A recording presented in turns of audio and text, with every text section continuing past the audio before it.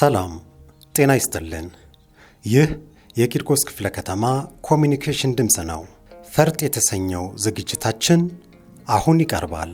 በዚህ መሰናዶ በክፍለ ከተማዋ በልዩ ልዩ አገልግሎቶች ለሚሰማሩ የሴፍትኔት ተጠቃሚዎች የተደረገው የመስሪያ ግብዓት ድጋፍና ኑሮአቸውን ለማሻሻል የሚኖረው ሚና እንቃኛለን። አብራችሁን ቆዩ።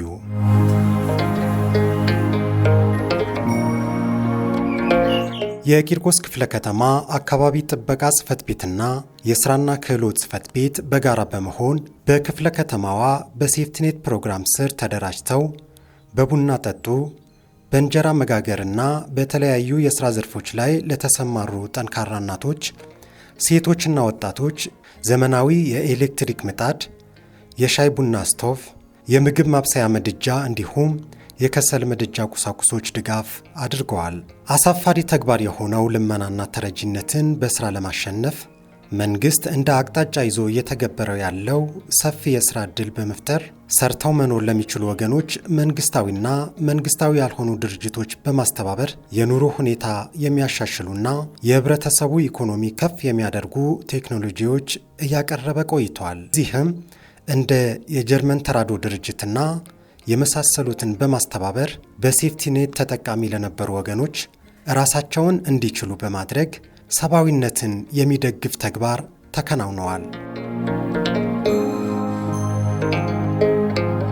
ድጋፍ የተደረገላቸው ወገኖች ራሳቸውንም ቤተሰባቸውንም ረድተው ሕይወታቸውን በተሻለ ደረጃ ከማድረስ ባሻገር የሚያገኙትን ገንዘብ በመቆጠብ የተሻለ የሥራ ዕድል መፍጠርን ታሳቢ የሚያደርግ በመሆኑ የዕድሉ ተጠቃሚ ወገኖች ራሳቸውን በመቻል ሀገርና ወገን እንዲጠቅሙ ያስችላቸዋል። የተሻሻሉ ማምረቻዎች መጠቀማቸው የምርት ጥራትንና ፍጥነትን እንዲያሳድጉ በማገዝና አሁን የጀመሩትን አነስተኛ ሥራ ወደ ላቀ ደረጃ በማስፋፋት ለሌሎች ሥራ አጥ ወጣቶችና እናቶች አዲስ የሥራ ዕድል መፍጠር እንዲችሉ ትልቅ አቅም ይሆናቸዋል።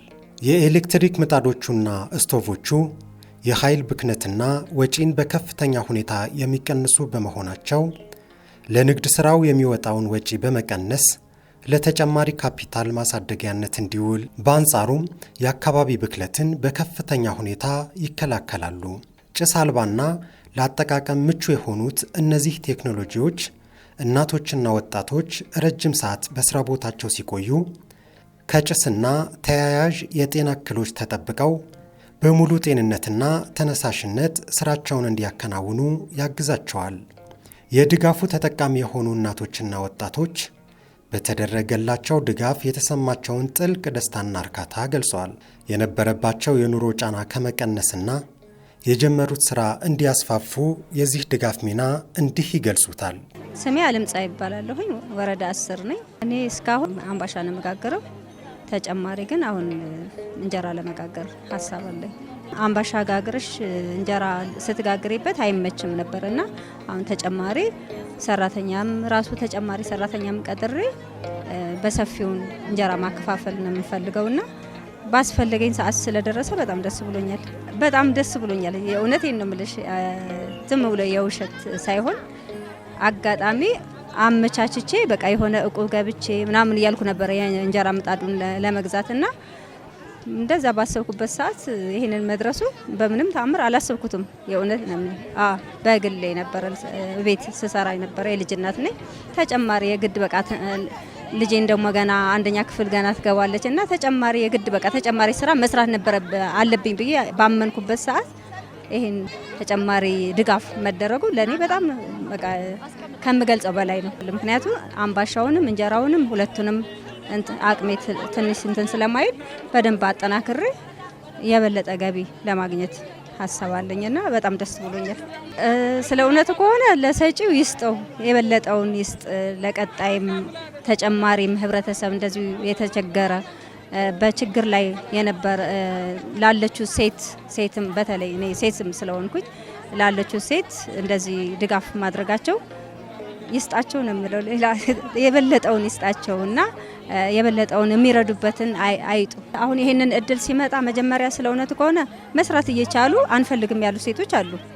እኔ ግን የጀመርኩት ስራ ስለነበረ ነው እኔም እፈልጋለሁ መስራት እፈልጋለሁ ያልኩት እንጂ የመጣውን እድል መጠቀም አለባቸው። ምክንያቱም ስሩ፣ በቃ እንደግፋችሁ ስሩ የሚል መንግስት ስሩ፣ እንስጣችሁ፣ እንደግፋችሁ የሚል እያለ አልሰራም ማለት ትንሽ የሆነ ድህነትን ማንገስ ነውና የማይሰሩ ሴቶች መስራት አለባቸው፣ የመጣውን እድል መጠቀም አለባቸው ብዬ አስባለሁ። ስሜ ብሩክ ሙልጌታ ይባላል። ቂርቆስ ክፍለ ከተማ ወረዳ 10 ቀበሌ 11። አሁን ተደራጅተን ያለነው ፓርኪንግ ሙያ ላይ ነው። ፓርኪንግ ስራ ነው። ሌላ ተጨማሪ ስራ ግን አልነበረኝም። አሁን ምጣድ ስለተሰጠኝ ግን ማገዶ ቆጣቢ ምጣድ ስለተሰጠኝ ባወጣነው እቅድ መሰረት እቅድ አውጥተናል። እንጀራ ጋግረን በማስረከብ ቀስ እያለን እድገታችንን ለማስፋፋት ነው ሀሳባችን። እኛ ጋር ወደ 8 አካባቢ ነን። ግን አሁን ይሄ ይመስለኛል እቅድ ያወጣነው ለየብቻችን ስለሆነ ለየብቻችን በመስራት እናስፋፋለን ማለት ነው። በማስረከብ እያስፋፋን እንሄዳለን ንግዳችን። እንደዛ ነው እቅዳችን ላይ ያለው። ይህንን ላደረጉልን አካላት ክፍለ ከተማውንም መንግስታችንንም ሴፍቲኔት ተቋምንም በጣም እጅግ በጣም ነው ማመሰግነው። ምክንያቱም በጣም ብዙ ነገር ነው ያደረጉልን። እኔ በግሌ በጣም እጅግ በጣም ነው ማመሰግነው። ምክንያቱም ስልጠናውላ ሳይቀር ስልጠና እየሰለጠንን ነው ያለነው። በግሌ በጣም ነው ማመሰግነው።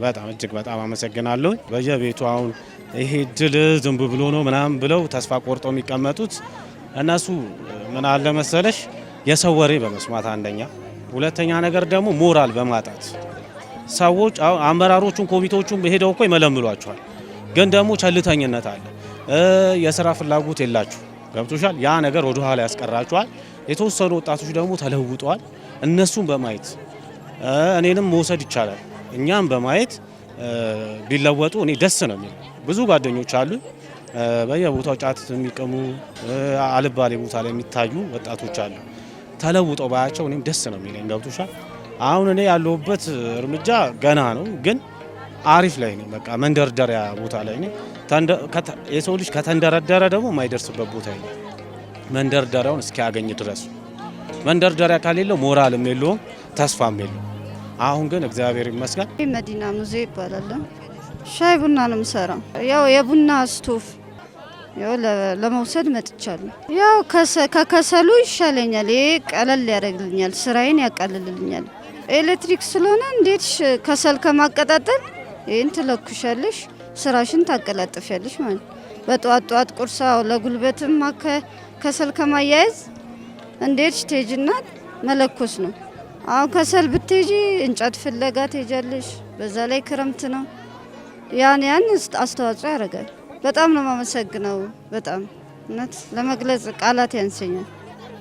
እኔ ልግዛ ብል አልችልም፣ አቅሜ አይችልም እና አመሰግናለሁ። የተደረገላቸው ድጋፍ የስራቸው ፍጥነት በመጨመርና ጉልበታቸው በመቆጠብ ኢኮኖሚያቸው የሚያሻሽል እንደሆነ የእድሉ ተጠቃሚዎች ይገልጻሉ።